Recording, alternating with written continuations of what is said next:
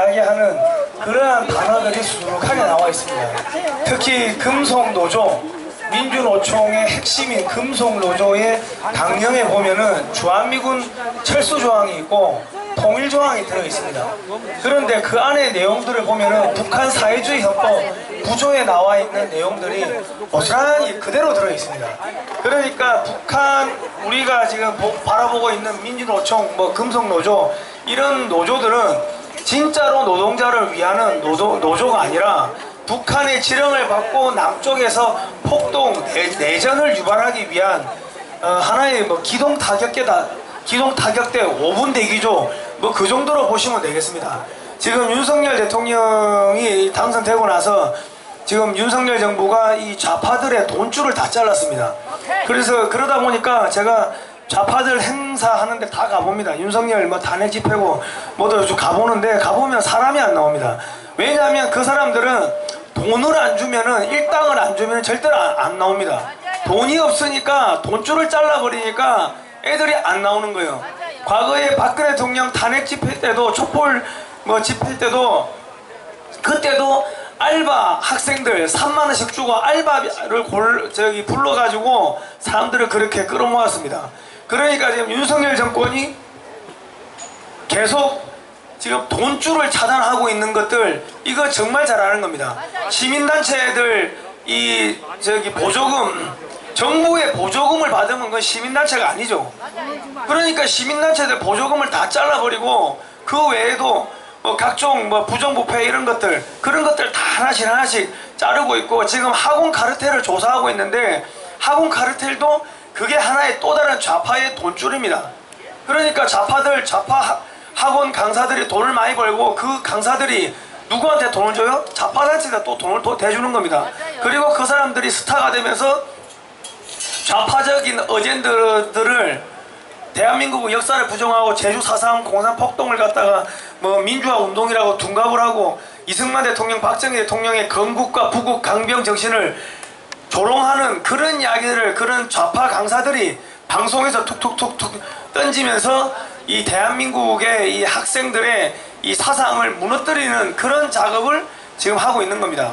그렇기 때문에 지금 단순하게 이 좌파 카르텔 역사 우리 좌파들의 그런 이 학교 이 대학교하고 연결되어 있는 학원의 비리 이 학원 강사들 이거 조사하고 하는 게 단순하게 그냥 교육 문제를 다루는 게 아니라 그런 좌파들의 돈줄을 자르는 그런 역할을 하고 있는 겁니다. 그러니까 처음에는 윤석열 대통령이 조금 왔다 갔다 하고 해서 많은 분들이 걱정을 많이 하셨습니다. 그런데 지금 하는 걸 보면은 정확하게 어디가 이게 핵심인지 타겟을 목표를 정확하게 찾아가지고 정확하게 크루즈 미사일을 한 방씩 날리고 있는 겁니다.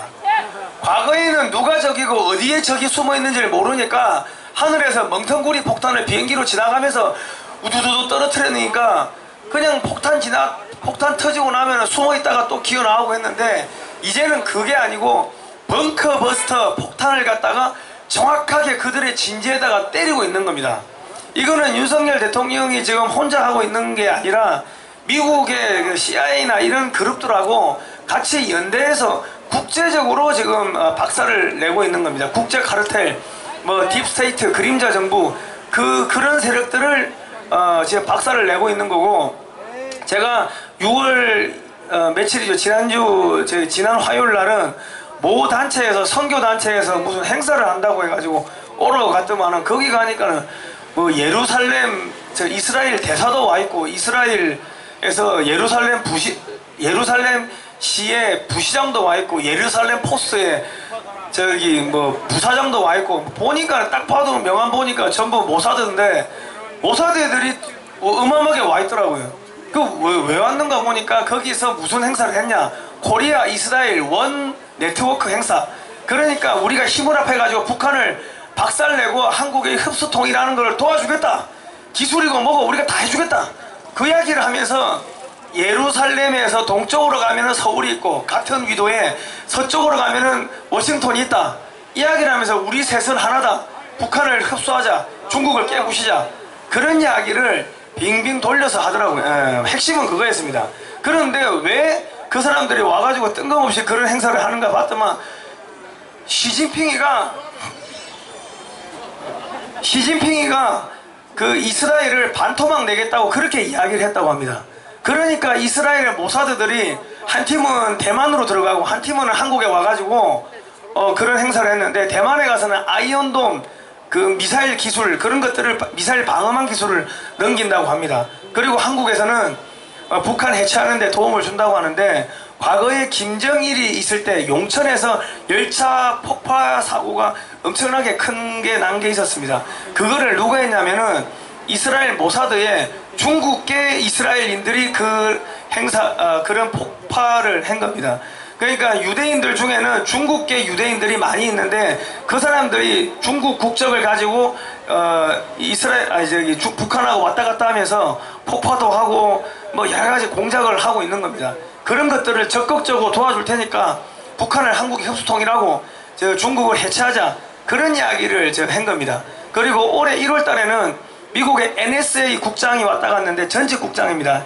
NSA가 뭐냐면 전 세계를 도감청하는 부대, 인공위성이 130개가 넘습니다. 그 사람이 와가지고 하는 이야기가 중국을 해체하자, 뭐 그런 이야기를 하고 갔고, 올해 5월 달에는 미국의 그 만주국의 망명정부가 있습니다. 망명정부의 임시정부의 대통령 애신강라 부군이 왔다 가고, 메이 수상도 왔다 갔습니다.